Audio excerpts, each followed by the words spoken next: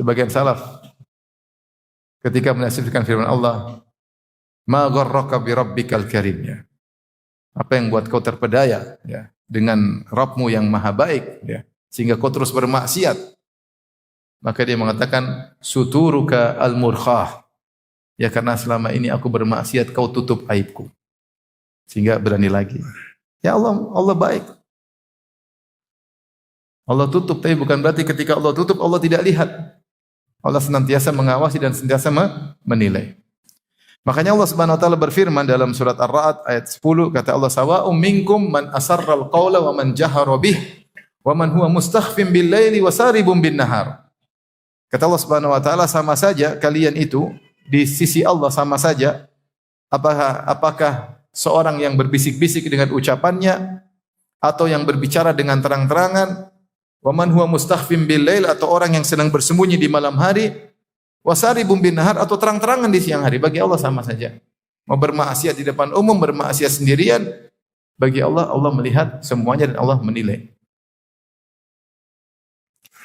Demikian juga dalam surat An-Nisa 108 Allah berfirman, "Yastakhfuna minan nas wa la yastakhfuna minallah."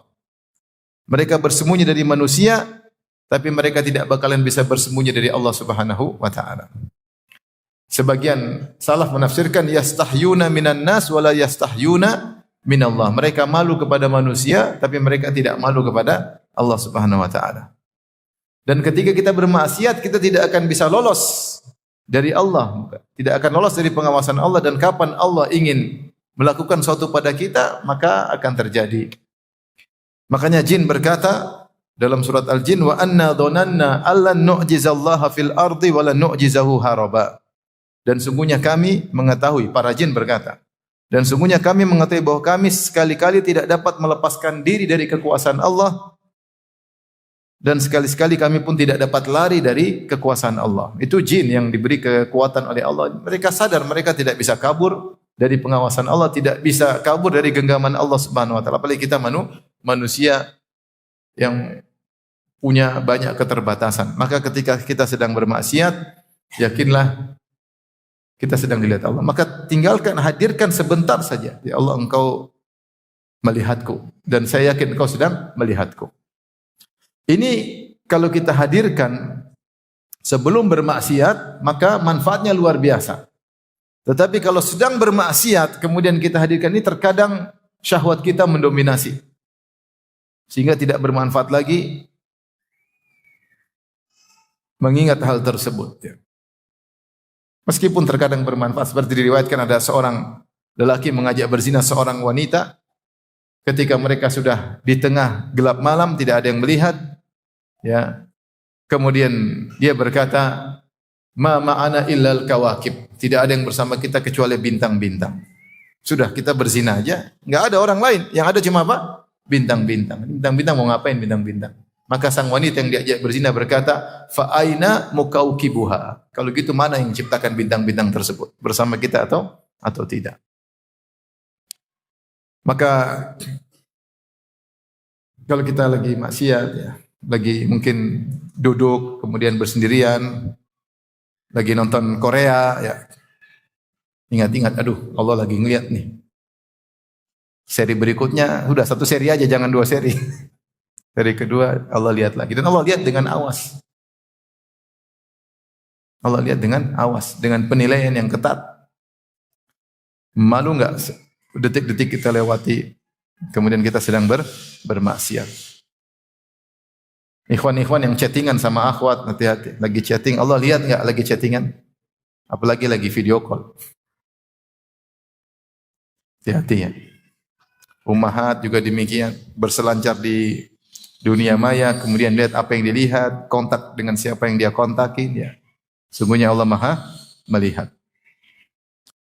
Tapi ini yang pertama mungkin kita renungkan ketika kita sedang berdosa ya.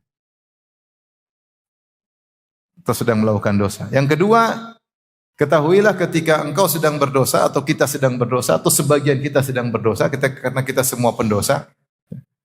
Bahwasanya ketika kita berdosa kita sedang bodoh. Sedang bodoh. Dan Allah mensifati semua orang yang berdosa adalah orang bodoh. Orang bodoh. Sebagaimana dalam firman Allah Subhanahu wa taala surat An-Nisa ayat 17. Kata Allah, "Innamat taubatu 'ala Allahi lil ladzina ya'maluna as-su'a bi jahalatin tsumma yatubuna min qarib. Fa ulaika yatubullahu 'alaihim wa kana Allahu 'aliman hakima." Sungguhnya taubat itu Allah berikan kepada orang yang melakukan kemaksiatan bi jahalatin karena kebodohan. Dengan kebodohan kemudian mereka bertobat sebelum gorgorah, sebelum nyawa di kerongkongan. Allah mensifati di sini kata Allah, ya'maluna su'a bi jahalah, melakukan dosa dengan kebodohan. Ini dengan kebodohan ini adalah wasfun lazim. Wasfun lazim itu orang yang melakukan maksiat dia pasti bodoh. Kenapa dia bodoh? Di antara bentuk kebodohannya dia mendahulukan kenikmatan dunia dengan mengorbankan kenikmatan akhirat. Bal tu'thirunal hayatad dunya wal akhiratu khairu wa abqa. Kalian mendahulukan kesenangan dunia padahal akhirat lebih baik dan lebih kekal. Bukankah ketika dia bermaksiat berarti bisa jadi ya, dia terjerumus dalam neraka dan bisa jadi dia terluput dari kenikmatan surga yang sempurna dan abadi? Mungkin atau tidak? Mungkin. Maka berarti dia bodoh. Dia bodoh. Orang bodoh orang yang mengambil sedikit hanya sesaat kemudian mengorbankan yang banyak dan sempurna. Itu orang bodoh. Makanya kita semua ini kalau bermaksiat sedang bodoh. Lagi sebodoh-bodohnya. Antum tahu hidup ini cuma sebentar, 60-70 tahun. Setiap detik yang kita lewati dalam ketaatan akan Allah ganti dengan kenikmatan yang sempurna dan abadi. Sebagai contoh salat 2 rakaat sebelum subuh. Siapa yang salat 2 rakaat sebelum subuh khairu minad dunya wa ma fiha. Akan diganti oleh Allah yang mungkin kita kerjakan 2-3 menit, Allah akan ganti dengan kenikmatan yang lebih baik dari dunia dan seisinya. Lah, ini kita bukan hanya tidak salat 2 rakaat sebelum subuh, bahkan kita sedang bermaksiat karena ada kelezatan yang kita rasakan. Maka orang yang mendahulukan kelezatan yang sesaat, sebentar, yang kemudian ujungnya adalah penderitaan, adalah orang bodoh dengan mengorbankan apa? Kenikmatan yang abadi. Ini bodoh yang pertama. Mendahulukan yang sedikit, meninggalkan yang banyak.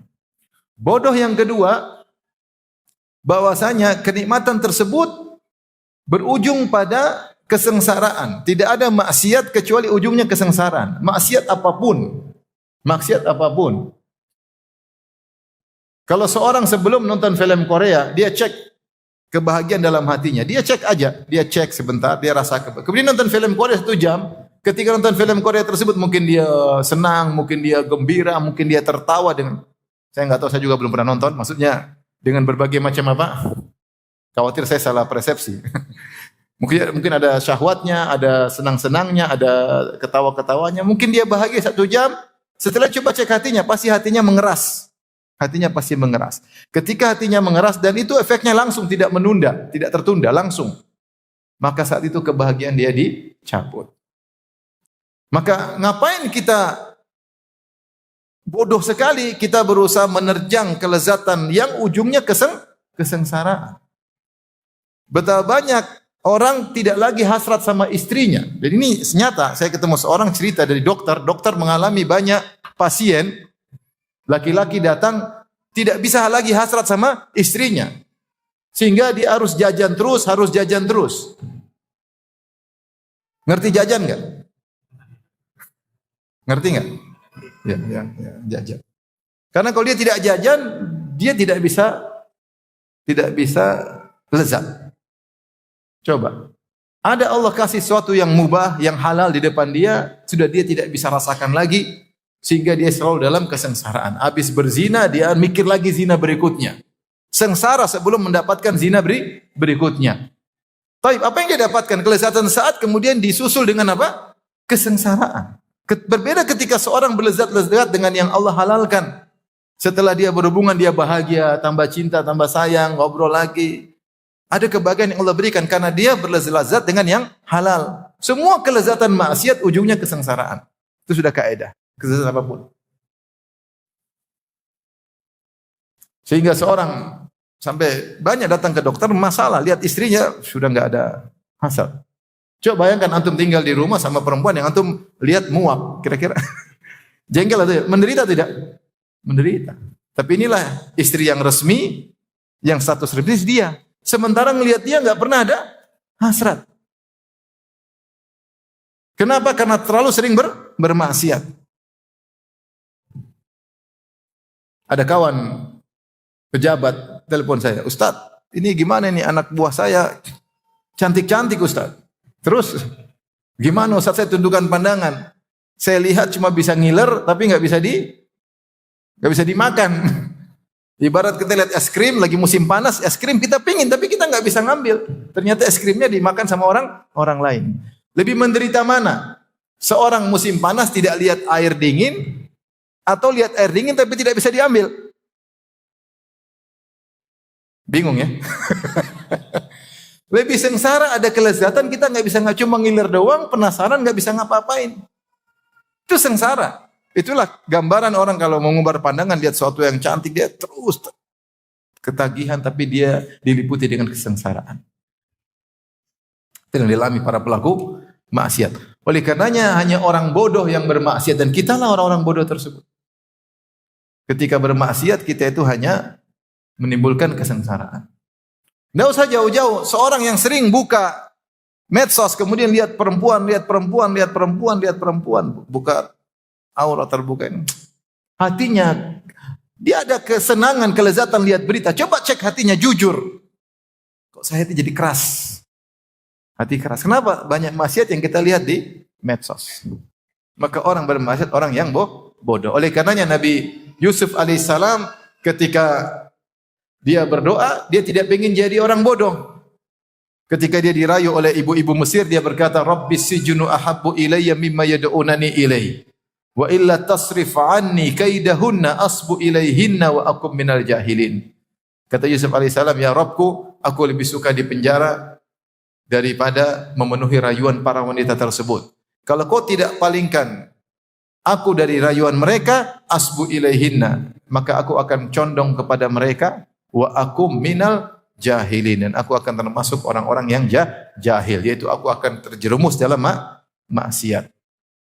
Maka apapun Al-Quran yang antum hafal, betapapun antum sedang ikut pengajian, kita sering baca buku agama, bahkan kita panitia pengajian, bahkan kita ustadznya, tapi kalau kita sedang maksiat, sesungguhnya kita sedang bodoh.